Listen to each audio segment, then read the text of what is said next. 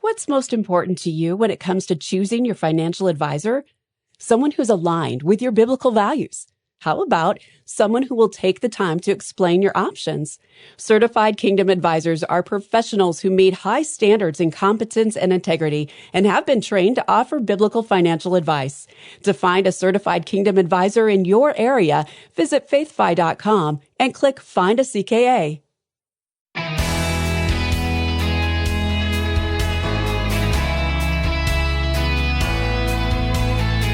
Test everything. Hold fast what is good. 1 Thessalonians 5:21. Hi, I'm Rob West. In that verse, the Apostle Paul teaches that we should practice discernment in all things. We would include financial advice. So what questions should you ask a potential financial advisor? I've got a list for you. Then it's on to your calls at 800-525-7000. That's 800-525-7000. This is Faith and Finance. Biblical wisdom for your financial decisions. We occasionally get this question on the program when folks are looking for a financial advisor. How can I choose someone I can trust and who's a good fit for my financial situation? Fortunately, our parent organization, Kingdom Advisors, has more than 1,600 certified Kingdom Advisor professionals, and we always encourage you to connect with one for whatever area of your finances you'd like help with. When you click Find a Professional at faithfi.com, there's actually a list of specific questions for each financial discipline. So whether you're interviewing an investment professional, a financial planner, a CPA, a state attorney, or an insurance professional, you'll know just what to ask. By the way, we put a link to that in today's show notes. There's also a very important list of questions that you should consider asking any financial professional you interview.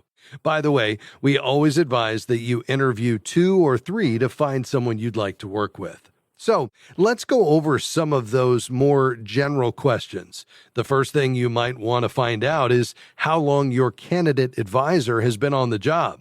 So you might ask, how long have you been in practice? What professional certifications do you hold? Can you tell me about your practice, or what are your areas of specialty? Next, you'll want to determine what and how services will be given. It's important to understand these things to form reasonable expectations. So you might ask questions like, will you or your associate work with me? How long will it take for you to do my work? What are your client response times and client communication methods? In how timely a manner is your work generally done? You should also ask for referrals to find out what others think of your prospective candidate, and these should be current or recent contacts. So you would ask, do you have clients with situations similar to mine who might be willing to speak with me about your services? And do you have other professionals who might be willing to speak with me as well? Now, this next set of questions might seem difficult to ask, but any good financial professional should be able to answer them easily. They concern reputation. Are you in good standing with your local professional associations? What organizations have regulative authority over you? Have you ever been cited by a professional governing body for disciplinary reasons? Have you ever had any complaints filed against you with any organizations that regulate you? Have you ever been publicly disciplined for any unlawful or unethical actions in your career? And have you ever filed for bankruptcy? As I said, these are tough questions to ask, but you shouldn't shy away from them. Okay, all that's left now is compensation. What and how does your candidate expect to be paid? So you can ask, are you compensated by fees, commissions, or both? Do you charge for initial consultations? How are your fees calculated? Are fee arrangements set in writing beforehand? If they charge hourly, what are your hourly rates? And what are the hourly rates of your associates? Do you charge for every phone conversation and/or meeting? What do you project my costs would be for your services? And what can I do to keep your fees to a minimum? So that's your comprehensive list of questions to ask any financial advisor you might be considering. Again, always interview 2 or 3.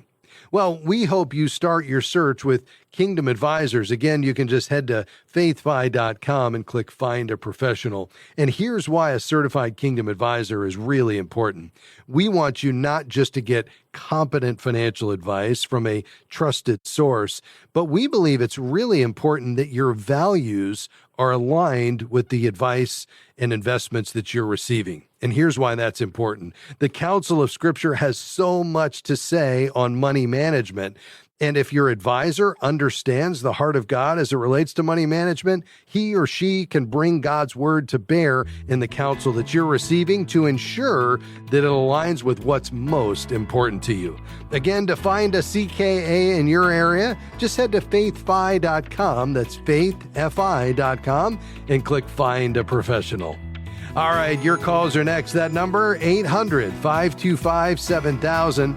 That's 800-525-7000. I'm Rob West, and this is Faith and Finance, biblical wisdom for your financial decisions. We'll be right back.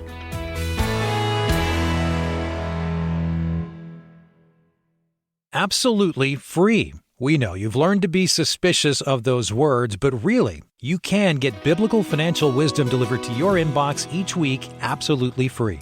Articles, videos, podcasts, and special offers on biblical resources.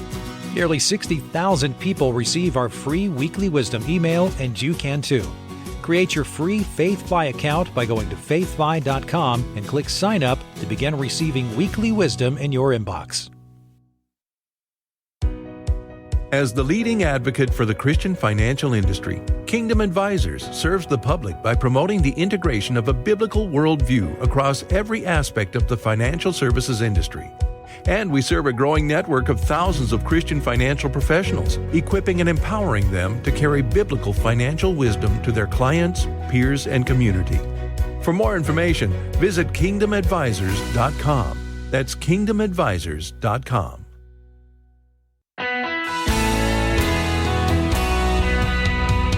Hey, are you overwhelmed by financial fear and anxiety? Well, you're not alone. Here at FaithFi, we hear it every day. People weighed down by worries related to wealth and money. But financial anxiety isn't about the size of your bank account. It's really ultimately about the condition of your heart. That's why we created the Look at the Sparrows 21-day devotional that will help you find peace through Jesus' teachings and remind you to trust in God's provision. You can replace your financial anxiety with peace today when you visit faithfi.com/sparrows. That's faithfi.com/sparrows and start your journey today. It's a beautiful 21-day devotion, and we'd love to put it in your hands. All right, let's begin today. We're going to start in New York and welcome Michael. Go ahead, sir. It's always a pleasure to speak with you. Thank you. I appreciate your call. Sure. My question is, what is the minimum time frame to hold losing stock before selling and reinvesting in a potential different stock? And then a little trailer got a lead on a brand new stock. What would be a good resource to research the legitimacy and potential of a brand new stock? Yeah. It's a good question. And, it really depends on, in terms of when to sell it, it's going to come down to, what the company is, what sector of the economy is. For instance, a sector that might be in a slump right now, but maybe it's expected to rebound. I think you can determine if it's a good time to sell by looking at what's called the stock's valuation metric. So you compare the stock's current price to earnings and price to book ratios with historical averages and industry peers. And if you find a stock is significantly overvalued, it might be a good time, at least one data point, to go ahead and sell and cut your losses. From a tax standpoint, if this is in a taxable account, obviously you could factor that in to whether you have gains that you could offset with the sale of this, perhaps to save yourself some taxes. If you work with a CPA, you could have that conversation, especially as we approach year end, to see if there's any kind of strategic moves you can make to offset taxes for losing stocks you want to get rid of. Kind of generally speaking, a lot of times you'll hear investment managers say, cut your losses, let your profits run. And that's kind of a general idea of, if you've got a losing stock, let's just go ahead and say, even though we've lost it, let's not try to wait necessarily for it to come back. And those stocks that are running, let's not try to necessarily lock lock in our profits. But again, it's all depending upon the individual company and the sector. And then there's economic forces. We also want to make sure we're staying long-term in our focus, which doesn't mean you can't ever sell a stock, but it does mean we don't try to jump in and out unless you're a trader, professionally trained, and understand the implications of that, not trying to jump in and out and capture short-term moves. That really kind of moves away from the idea of steady plotting that, at least for most of us, again, if you're not skilled in that area or that's not your full-time job, for most of us, that's often the way to go. But are some of those things helpful? Yeah, I think so. In a quick resource for a brand new stock that I got a lead on. Yeah. Where do you trade? What is the platform that you use? Actually, I've got a 401k, and also in the same company, I can purchase stock on a smaller conventional IRA. Okay, got it. Yeah, so you could look at, the platforms there. Market Watch would be one. If it's a mutual fund, Morningstar would be another. Yahoo Finance, it would be, all of these platforms are going to offer you free insights into kind of some of the high-level metrics that you could use, even accessing equity analyst reports, that would be available online. So I think just by doing a quick search of the company you're looking for, you'll find maybe the top sites. But I would say Yahoo Finance, Market Watch. There's one called Seeking Alpha, and then Motley Fool. All of those have plenty of information on the stock of your choice that would be readily available at no charge. Okay, and a quick thank you, because you educated me this spring on precious metals and silver, and I have invested, and silver is doing well. So thank you so much. Excellent. Thanks, Michael. We appreciate your call today. Lord bless you, sir. Let's go to Arkansas. Hi, Ann. Thanks for your patience. How can I help? I appreciate your program. Well, thank you very much. A couple of months ago, the company that administers my retirement funds notified me of a data breach, and they offered free monitoring through Kroll. I believe that was for 2 years, and I signed up for that. Well, this week, our bank has notified us of a data breach, and they are offering free data monitoring through a company, CYEX, for 12 months. I would like to know if they're a reputable company and if it's advisable to have two different companies monitoring you at the same time. Yeah, it's a good question. Where are you in the Kroll free period? Do you still have a ways to go on that one? Oh yeah, that started just a couple of months ago, and it was for 2 years. Okay, all right, very good. Yeah, so here's my position on this. I don't think, unless you've been the victim of ID theft or you have somebody who's willing to pay for it for you because of a breach, which seems like that's just kind of a rolling thing now because of how often that's happening. My opinion is there's no need to pay for credit monitoring as long as you're using best practices, checking your credit score, which you can do free now at creditkarma.com and even your website, your credit card. Many of them will offer that. You're checking your credit reports on annualcreditreport.com 3 times a year. You're not clicking on phishing links. You're changing your passwords. You're not, doing financial transactions on public Wi-Fi like at a coffee shop. If you're doing those things, then, I don't think you need to be paying for adding another subscription for credit monitoring. Now, the exception to that is, go ahead. Most of these are free. Yeah. And so for your case, I think absolutely somebody's offering it to you free. Why not have that extra layer of protection? Kroll is very reputable. I'm not as familiar with, CYEX. I know they are a legit company. I just haven't read any reviews on them. Does it hurt for you to have two? No, I don't think so. Although Kroll is one of the big ones. And so I think they'll probably be sufficient. But if they're paying for it, at least the new one would continue after Kroll drops off because this is a new instance. So again, I don't think it's a problem. Just make sure they're not automatically renewing it at the end of the free period. Then all of a sudden you're paying for something that you didn't intend to. Is it bad to have overlapping monitoring? No, I don't think so, as long as somebody else is paying the bill. Okay.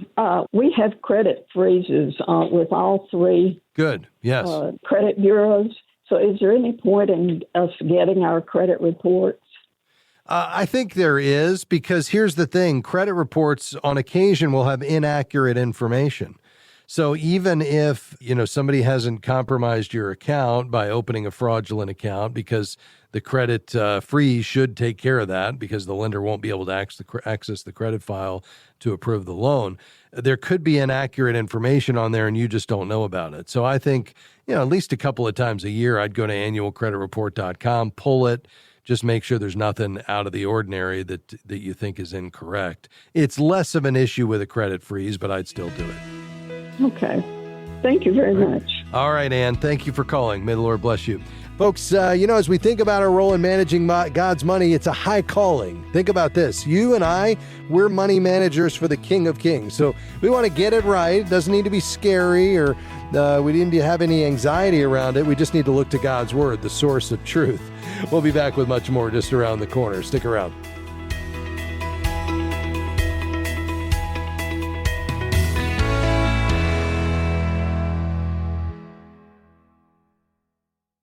Are you searching for a way to become a better, faithful steward of the resources that God has given you?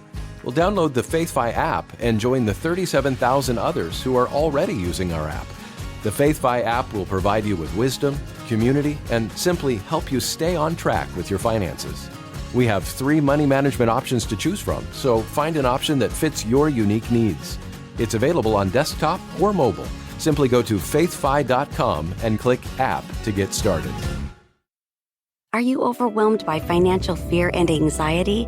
At FaithFi, we hear it every day. People weighed down by worries related to wealth and money. But financial anxiety isn't about the size of your bank account. It's about the condition of your heart. That's why we've created Look at the Sparrows, a 21-day devotional that'll help you find peace through Jesus' teachings. Request a copy of the Look at the Sparrows devotional today with your gift of $25 or more by going to faithfi.com/give.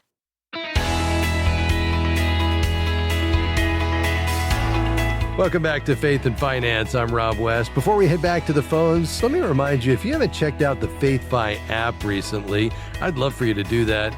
It is something Julie and I use every day to stay on budget. We're constantly looking at where we stand in each of our envelopes so we can make course corrections throughout the month. And in light of expenses being up across the board, it's more important now than ever. If you'd like to download the FaithFi app, you can do that at faithfi.com. Just click app. All right, let's head back to the phones to West Palm Beach, Florida. Donna, you're next up. How can I help? Oh, thank you so much for taking my call. I'm rather recently retired, and I have a 9-year-old car, which I love. Doesn't have all the bells and whistles, but that's fine.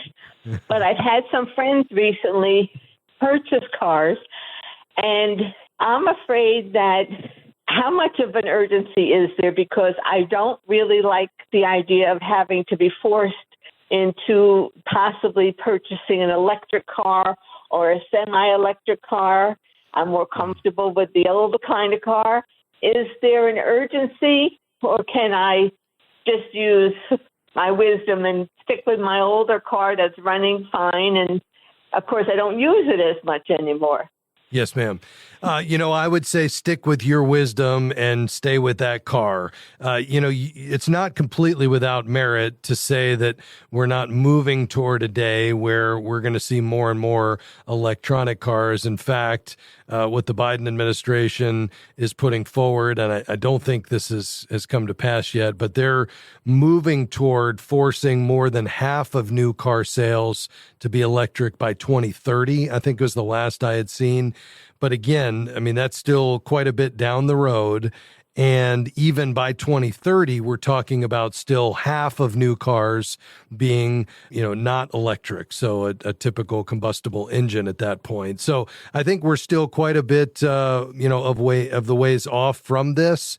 And it's not going to go without a lot of folks saying that this is not the way we should go, just for a variety of reasons, including the fact that all the claims about it affecting our climate, a lot of folks feel are unmerited. So I would say let your wisdom prevail here. Hang on to that car, save a bunch of money in the process, and know that if you get to the place where you need a new car, even, 5 or 6 years down the road, by then, if nothing changes, and a lot could change, we're still going to have half of new cars that are not electric in 2030. Oh, wonderful. I did not know that, so I appreciate that information very much. All right. God bless you, Donna. Thanks for being on the program today. Let's head out to Texas and welcome John to the broadcast. Go ahead, sir. Well, hey, Rob, thank you for taking my call. Sure. My question pertains to capital gains. My wife and I are both retired, and so we have a piece of property. So we're talking about long-term capital gains. It's a rental property. Okay. We're thinking about settling it. My question is, I've been doing some independent research. There are different interest rate categories, I know. But in terms of what category you fall into, is that based upon your total income or your adjusted gross income? Mm-hmm. Is that figured on your adjusted gross? That's my first question. Is it the total income before deductions, or is it your adjusted gross income? Yeah, it's a good question. So it's what they call taxable income. So it's your ordinary income plus interest income, dividends, rental and royalty income, capital gains, so both short-term and long-term, other gains, taxable Social Security benefits, retirement income, and then certain adjustments and deductions, such as contribution to a retirement account, health savings account, student loan interest, can reduce your total taxable income. And then the resulting figure would then determine your long-term capital gains rate. Does that make sense, though? So in other words, when I file my 1040 SR this year, the bottom line in regards to whether I would pay capital gains if I sold a property would be the adjusted gross income after everything you just said is dealt with.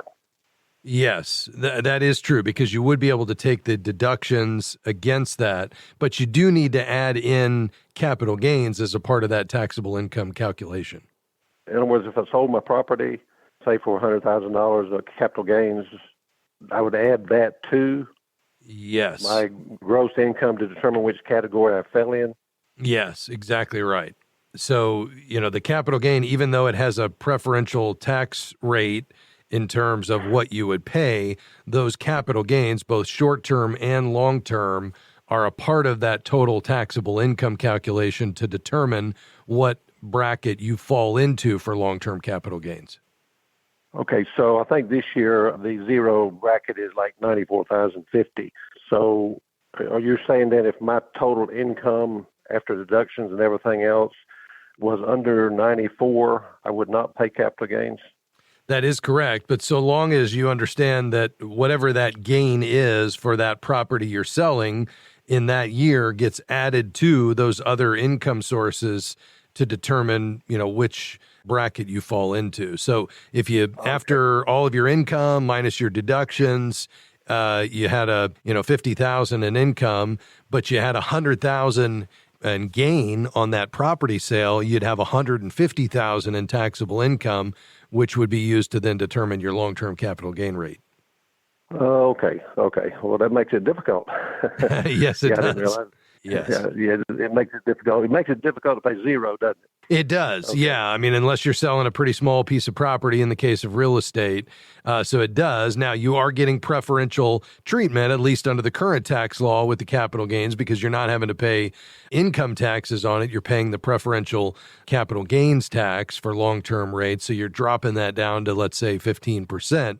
But yes, to get into that zero strata, it is going to be challenging. Okay, one last thing real quick. If we went ahead and sold and we had some capital gain, we think about reinvesting that. Would you have suggestions in our situation? We reinvest it in the hope to grow it where we might fall back if we needed it for monthly income. Yeah.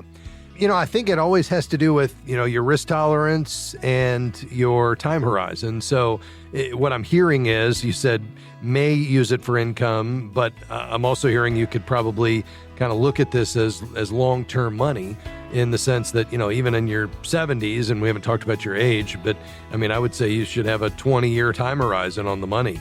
And so if that's the case and you're willing to take some risk, I would say, well, let me ask, what is your age? 76. Okay. So I'd probably be thinking about a 70-30 portfolio, 70% fixed income, maybe 30% stocks. You could, put 5 to 10% in precious metals if you wanted to, as a part of that, maybe take off of each side of that. But I think that would make some sense. And then you'd have a growth component with the stocks. You'd have some nice income from the bonds, and those could be government, corporate. And then as these interest rates come down, those underlying prices of the bonds would appreciate. So you'd have some capital appreciation in there as well. And perhaps you could get an advisor to oversee that for you. That'd probably be my first choice. If you wanted no risk, you could look at an insurance product like an annuity. Hope that helps, John. Thanks for your call, sir. Big thanks to my team today, Jim, Devin, and Sandy. We'll see you next time. Bye-bye. Faith and Finance is provided by FaithFi and listeners like you.